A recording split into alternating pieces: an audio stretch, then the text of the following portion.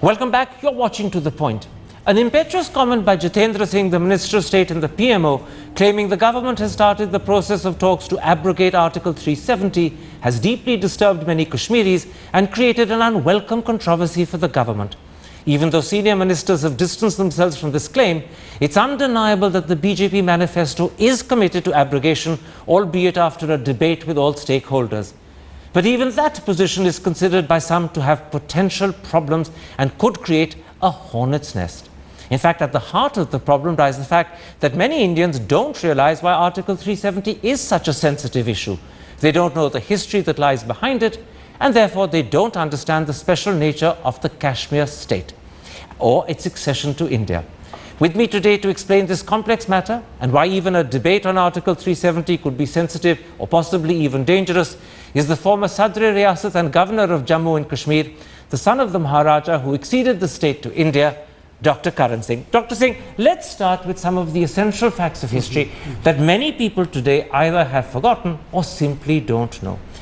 In a statement that you issued yesterday, you said that your father had signed Kashmir's instrument of accession to India under unusual circumstances.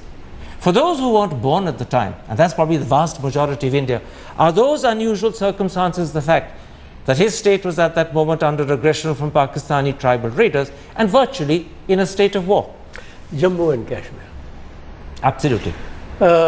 Yes, it was a very difficult situation at the time.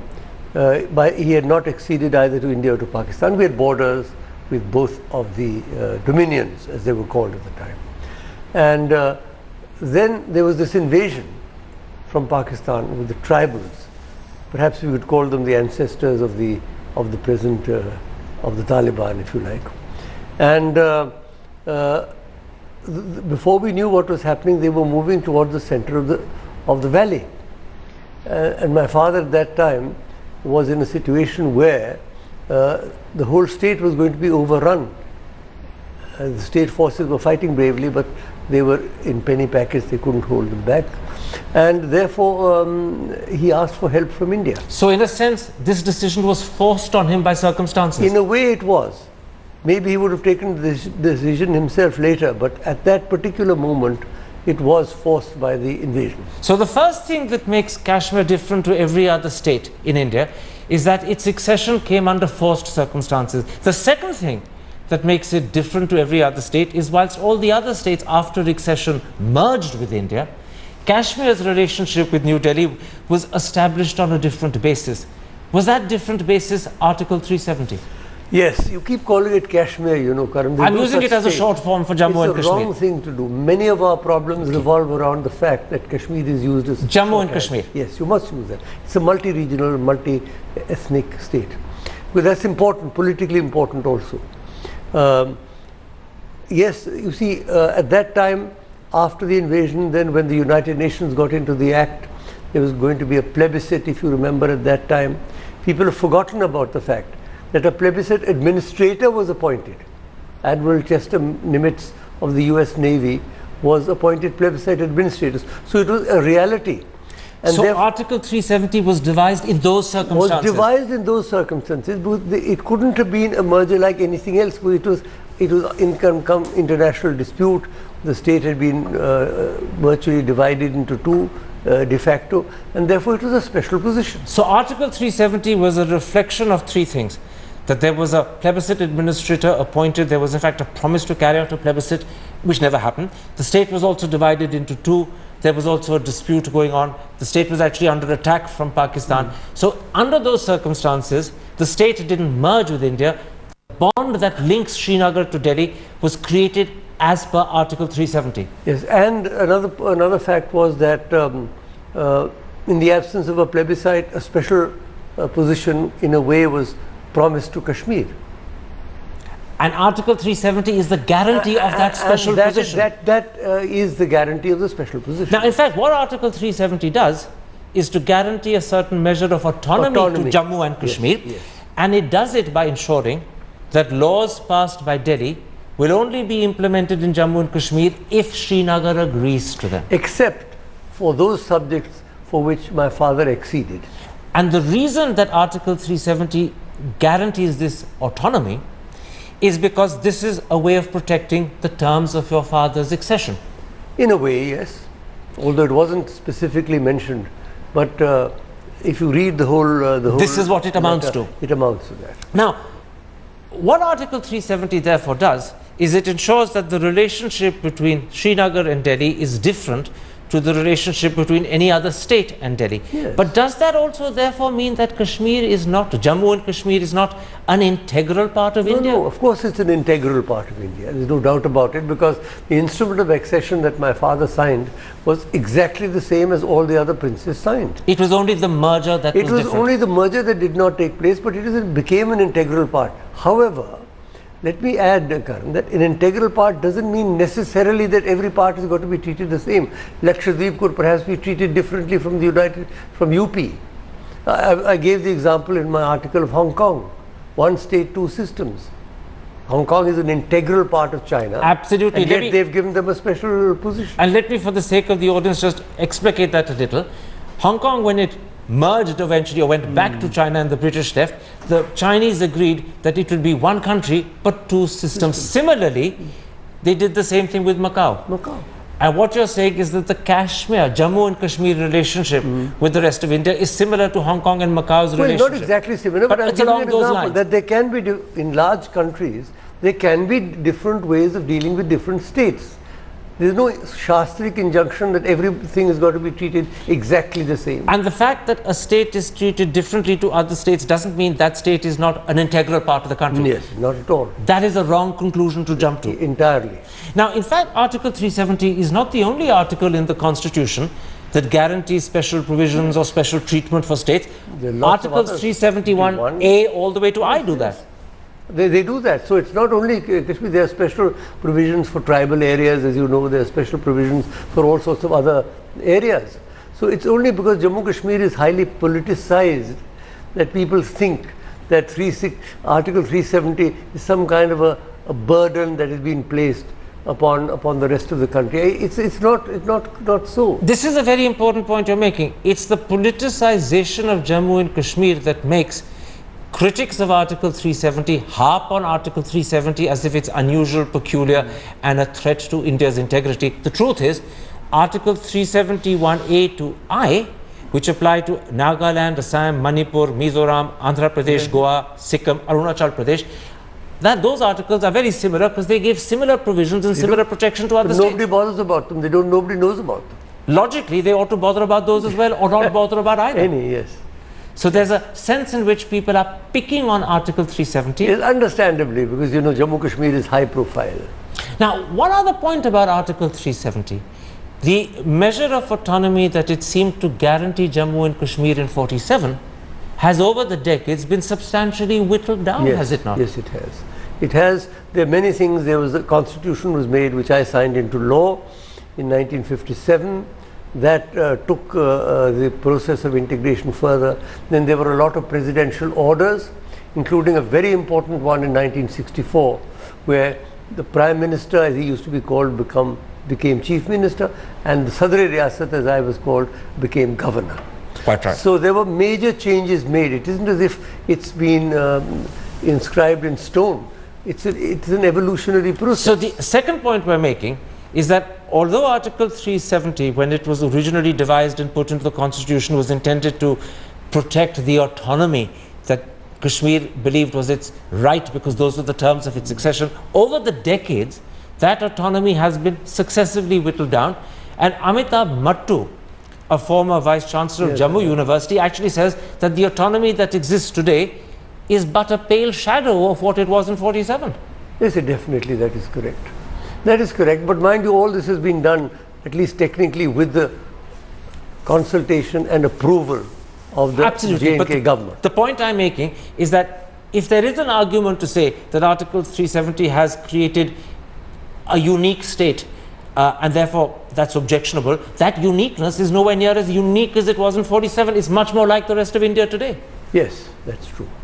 Now, when Article 370 was created, and this is still there in the Constitution, it was intended to be temporary. In fact, it says so right at the top of Article 370.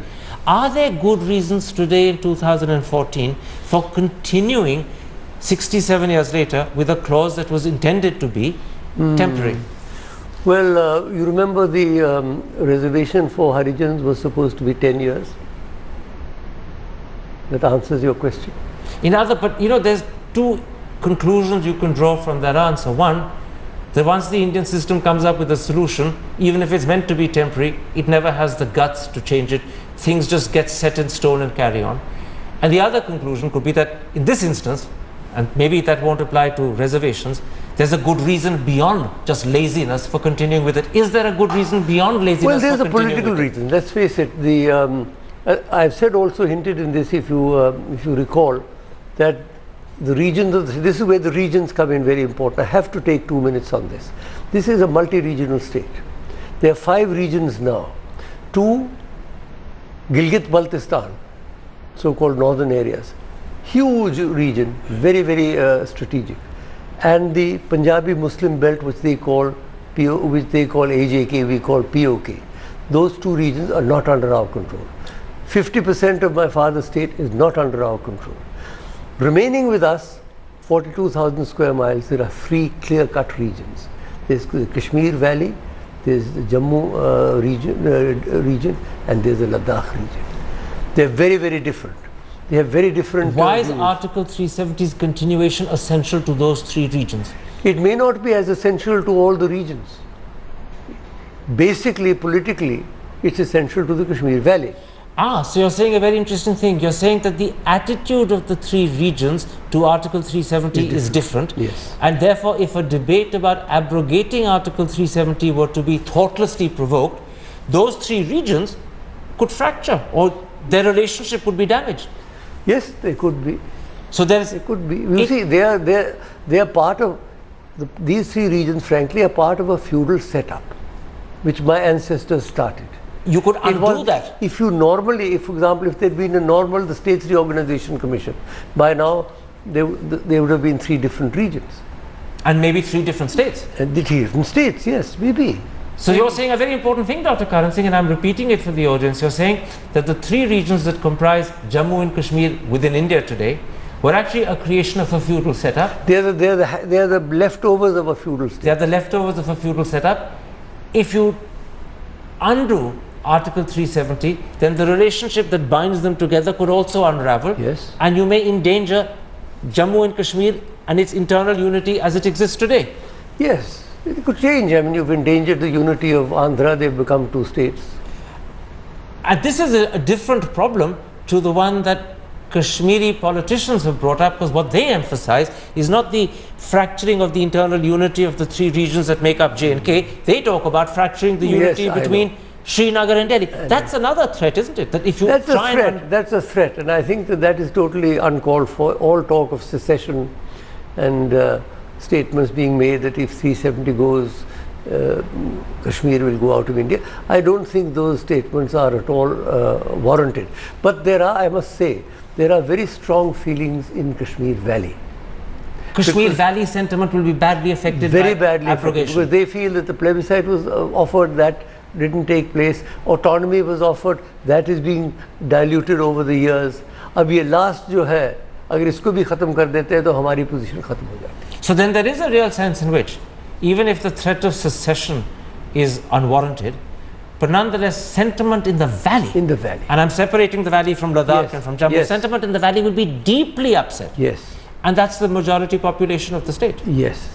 And therefore, you're running the risk, if you have a thoughtless, careless debate on Article 370, of so deeply offending the valley that you end up alienating the majority population of the state. Which is why I said, for God's sake, cool down and don't make these absolutist statements. So there are 2 dangers to a thoughtless debate on Article 370. One, deeply alienating the valley, which is the majority majority population of the state.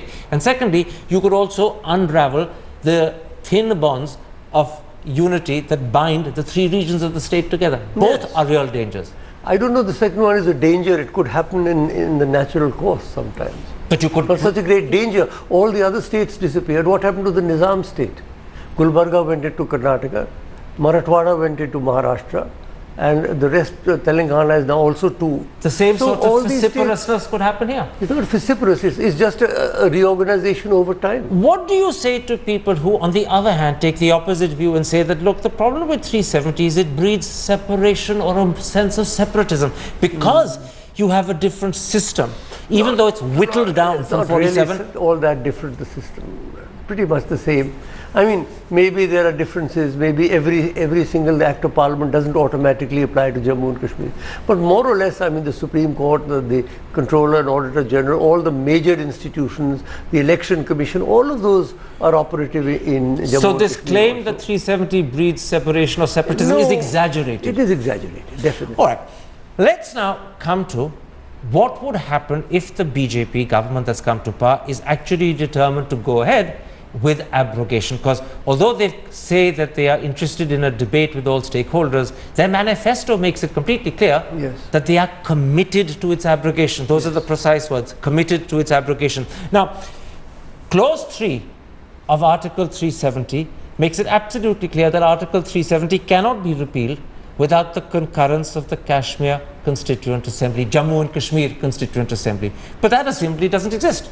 What are the dangers in trying to create a new Constituent Assembly so that you can successfully abrogate 370? I don't think a new Constituent Assembly is really on the cards, because you know, how would you make a new Constituent? I called the old Constituent Assembly into being as in my capacity as regent of the state, and then it came into being.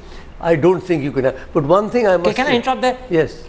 Even if you were to be creative, and sometimes the legal advice that governments get can be very creative, and the government tried to create a new Constituent Assembly, isn't there a danger that a Constituent Assembly, because it is a Constituent Assembly, may take other decisions as well, including a decision to undo accession?